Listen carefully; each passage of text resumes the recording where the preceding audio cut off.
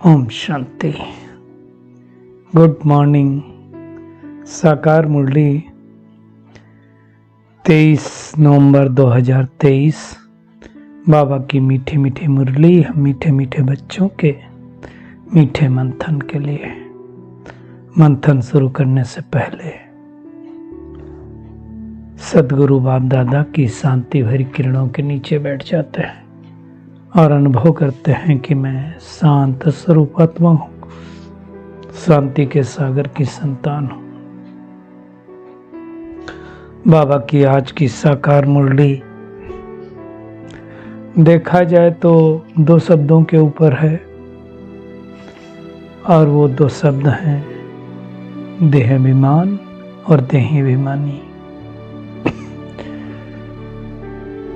वैसे महात्मेश्वरी जी के महावाक्य में भी 3 शब्द आए हैं, सतोगुणी, रजोगुणी, तमोगुणी। उनकी भी गहराई में हम जाएंगे, लेकिन पहले हम देखते हैं देहाभिमान। बाबा ने कहा देहाभिमान है रुलाने वाला।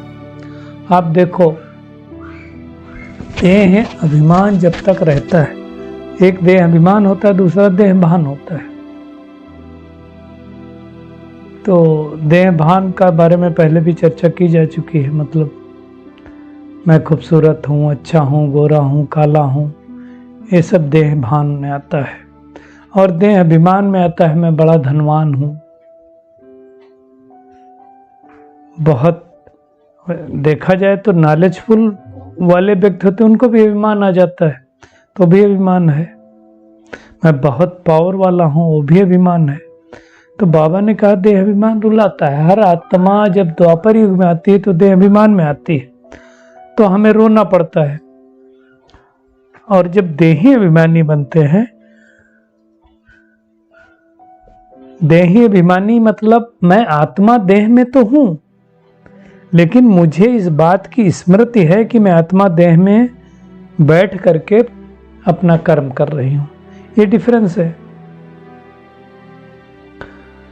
तो हमें देह अभिमान में नहीं आना है। देह अभिमान आएगा तो हम दुखी होंगे। और बाबा ने कहा कि जो देही अभिमानी होंगे उनको कोई परिस्थिति सामने आ जाएगी ना, तो हिलेंगे नहीं, अचल अडोल रहेंगे। लेकिन जो देह अभिमानी होंगे वो हिल जाएंगे। जो देही अभिमानी होंगे उनको ड्रामा का पूरा निश्चय होगा। कोई भी परिस्थिति आई, प्रॉब्लम आई, तो क्या है, नथिंग न्यू। कल पहले भी आई थी, कल पहले भी हमने पास किया था, आज भी पास कर रहे हैं। बाबा ने कहा इसमें जो बाबा के बहुत मददगार बच्चे हैं, सपूत बच्चे हैं, महावीर बच्चे हैं, वही बाबा के दिल पर चढ़े। महावीर और हनुमान कोई एक नहीं था, अनेक होंगे ना, एक से थोड़ी काम चलेगा। तो तभी हमारी अवस्था चल डोल हो सकती है। आज का गीत भी बहुत अच्छा है, और दूर के मुसाफिर हमको भी साथ ले ले, हम रह गए अकेले। तो बाबा ने कहा कि जब अंतिम समय आएगा, विनाश होगा, तो कुछ राम की सेना अर्थात परमात्मा के साथ वाले बच जाएंगे, और कुछ रावण की सेना उसके भी बच जाएंगे। लेकिन ये गीत कौन गाएगा? गीत गाएगा मतलब गीत तो वहां नहीं गाएंगे, दुखी होंगे, लेकिन मन ही मन करे चिल्लाएंगे। तो कौन चिल्लाएगा? रावण की सेना वाले चिल्लाएंगे, और दूर के मुसाफिर हमको भी साथ ले ले, हम रह गए अकेले। क्योंकि वो दुखी होंगे, परेशान होंगे। तूने वो दे दिया गम, बेमौत मर गए हम। सृष्टि परिवर्तित होगी, महाविनाश होगा, तो आसान काम नहीं, अच्छे अच्छे हार्ट फेल हो जाएंगे। बाबा ने कहा दिल उठ गया जहां से, ले चल हमें यहाँ से। किस काम की ये दुनिया जो जिंदगी से खेले, तो जिंदगी से खेलेगी। दुनिया अच्छी नहीं लगेगी, त्राही त्राही करेंगे। और जो अनन्य बच्चे हैं वो विनाश देखने के लायक बच्चे बनेंगे। हर कोई ये नहीं कर सकता है। सुनी है दिल की राहें, खामोश है निगाहें, नाकाम हसरतों का उठने को है जनाजा। चारों तरफ है बर्बादियों के मेले, चारों तरफ तबाही तबाही दिखाई देगी अंतिम समय में। मैं तो उस सीन कभी कभी ऐसा इमर्ज होता तो लग रहा है इधर मकान गिर गया, इधर दुकान गिर गई, इधर फ्लड आ गया, इधर बॉडी पड़ी, इधर ये पड़ा है। जाने क्या क्या होने वाला अंतिम समय में। लेकिन ये देखने के लिए बाबा कहता बहुत हिम्मत चाहिए, है ना। और जो लायक होंगे वही देख पाएंगे। बाबा ने कहा तुम्हारे सिवाय विनाश कोई देख नहीं सकता है, बहुत बड़ी हिम्मत की बात है। छोटे मोटे होंगे तो हार्ट अटैक हो जाएगा। बाबा ने कहा जो अनन्य बच्चे, बाबा के मददगार सपूत बच्चे हैं, वो दिल पर चढ़े हुए होंगे। आज भी दुनिया में देखो, किसी को ऑपरेशन हो रहा हो, अरे उंगली में थोड़ा लग गया हो, ज्यादा कट गया हो, ब्लड निकलने लगा तो कोई नहीं देख पाते, है ना। तो ये बातें कौन समझा रहा है? रुद्र भगवान। रुद्र मतलब शिव बाबा का ही नाम है। बाबा ने रुद्राज के बारे में भी आज कहा, एक बहुत कीमती होता है। तो जिसकी ज्यादा कीमत होती बाबा ने तो उस टाइम की बात कही, 100 रुपए का भी होता है और कोई 2 रुपए का भी होता है, कोई रियल भी होता है तो कोई आर्टिफिशियल होता है। ऐसे बाबा के बच्चे भी हैं। तो बाबा ने कहा भगवान आके हीरे जैसा बनाता तो उसके भेंट में दुनिया वाले क्या ठहरे? सारे के सारे आर्टिफिशियल ठहरे, है ना। हम सच्चे ईश्वर बाप के सच्चे बच्चे हैं। और बाबा ने कहा ज्ञान सूर्य के आगे अंधेरा कभी, जैसे सूर्य के आगे अंधेरा छिप नहीं सकता, तो ज्ञान सूर्य के आगे अज्ञान कभी छिप नहीं सकता है। तो अगर हम ज्ञानी तो आत्मा हैं तो हमारा ज्ञान तो छिप ही नहीं सकता है। गड़बड़ सब कहाँ की, बाबा ने बहुत बार कहा हुआ, नाम जो बच्चे का डाल दिया, सर्वव्यापी कह दिया शिव बाबा को, मतलब परमात्मा को, है ना। तो बाबा ने कहा अब अच्छे से पुरुषार्थ करो तो धारणा होगी। भगवान ज्ञान दूध पिलाता है। ज्ञान जो रोज मुरली सुनते हो क्या है? ज्ञान दूध है। तो भी कई पीते नहीं है, मुंह फेर लेते हैं। बाबा ने कहा बिल्कुल निकम्मे बन जाते हैं। निकम्मा किसको कहते हैं? जो कोई काम का ना हो। बाबा ने कहा तुम सब महावीर हो, लेकिन मुख्य 8 सबसे अच्छे 108, उनसे कम 16,100, 16,000 उससे भी कम, बाकी तो बात ही नहीं है। तो अभी बाबा ने कहा है दुख की दुनिया, फिर सुख की दुनिया आने वाली है। सुख की दुनिया जब थी तो कोई बाबा को याद नहीं करता था, दुख की दुनिया में उनको सब याद करते हैं। इसलिए कहते हैं दुख में सुमिरन सब करे, सुख में करे न कोई। सुख में जो सुमिरन करे तो दुख का है को। एक कहावत ऐसे नहीं बनी है। तो भगवान हर 5,000 वर्ष बाद आकर के स्वर्गिक दुनिया की स्थापना करता है। कहते हैं ना क्राइस्ट से 3,000 वर्ष पहले स्वर्ग था, तो मतलब क्राइस्ट को आए 2,000 वर्ष हुए तो 5,000 साल हो गए ना। बाबा ने कहा है जो इतने मकान वकान बन रहे हैं ना, कई लोगों के संकल्प चलते हैं कि ब्रह्मा कुमारी वाले दुनिया को तो बोलते हैं विनाश होगा विनाश होगा, फिर अपने इतने क्यों रिट्रीट सेंटर और मकान बनाते जा रहे हैं? तो बाबा ने उसका जवाब दिया है कि ये बच्चों के लिए, बच्चे अंत में आके कहाँ रहेंगे।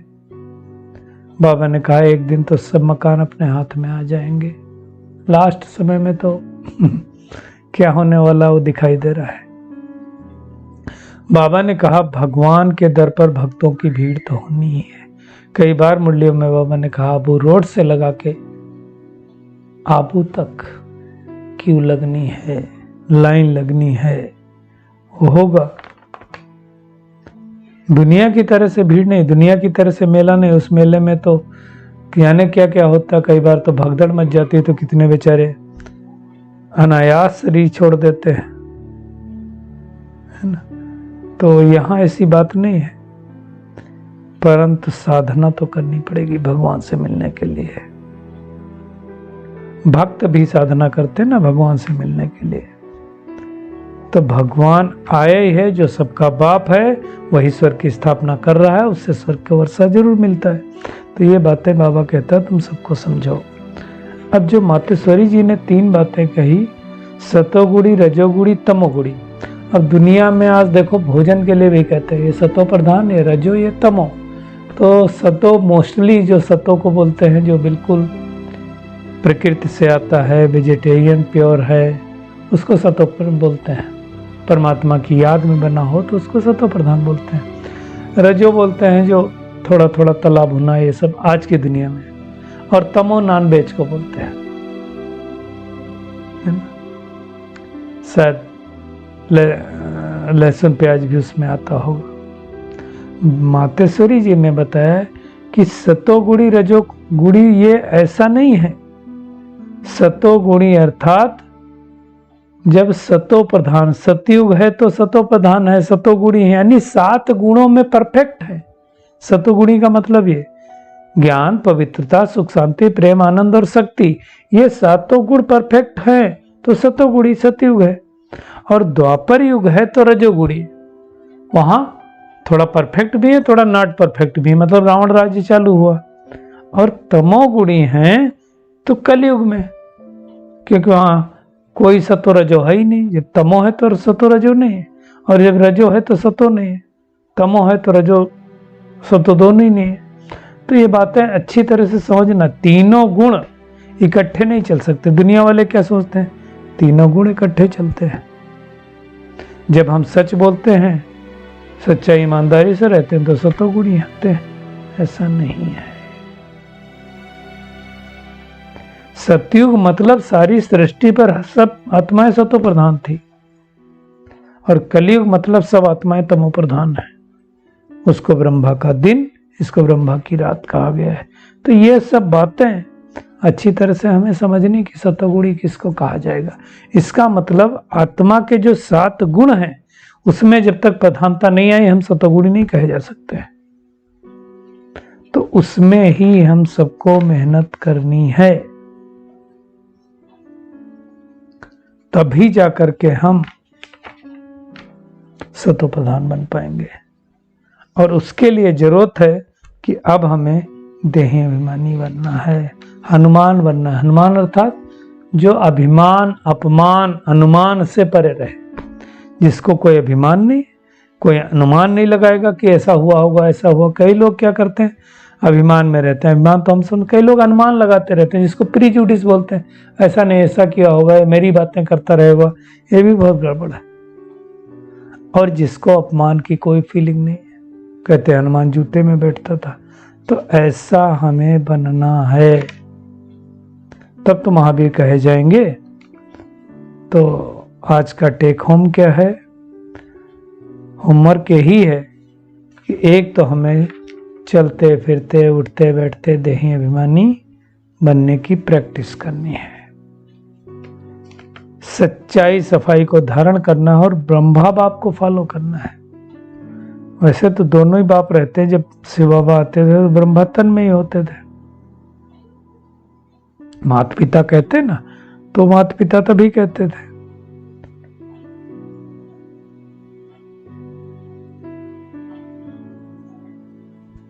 तो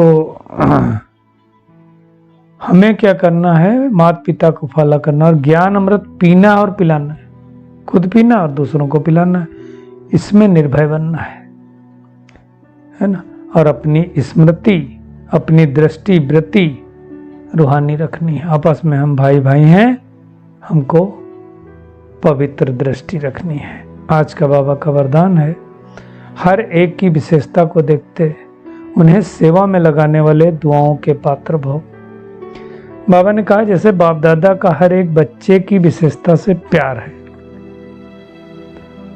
और हर एक में कोई ना कोई विशेषता है, इसलिए सबसे प्यार है। हर बच्चे में कोई ना कोई विशेषता तो है ही।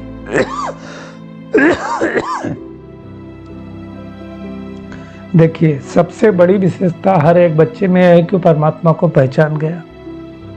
दुनिया में बड़े बड़े लोग नहीं पहचान पाए, तो बाबा ने कहा आप भी क्या करो, हर एक की विशेषता को देखो। कैसे? जैसे हंस क्या करता है, रतन चुगता है, कंकड़ नहीं चुगता है, मोती चुगता है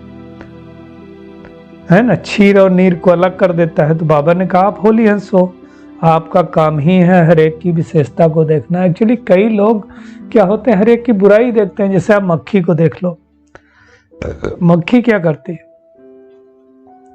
जहां गंदगी पड़ी होगी उस पे बैठेगा, अच्छी अच्छी चीज में नहीं बैठेगा। शरीर में देखो आप, कहीं कट लगा हो, कहीं घाव हो तो उस पे बैठेगी, अच्छी जगह पे बैठेगी नहीं। तो हमें मक्खी नहीं बनना, क्या बनना है, मधुमक्खी बनना है।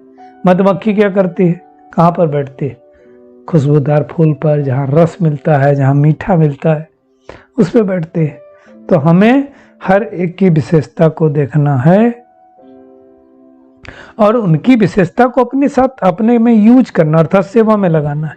उन्हों को भी उमंग उत्साह में लाना है। तो क्या होगा, उनकी भी दुआएं मिलती रहेंगी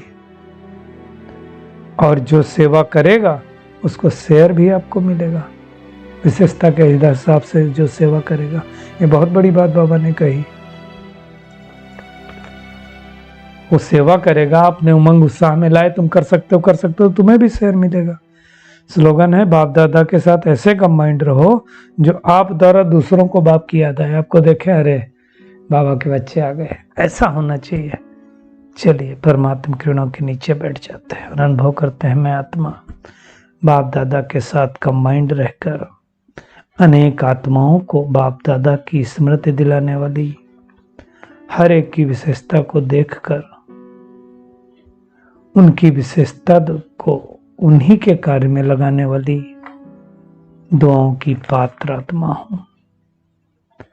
कर्म करते हुए भी देही अभिमानी स्थिति में स्थित रहकर महावीर बनकर अचल अडोल धैर्यवत रहने वाली आत्मा हूं।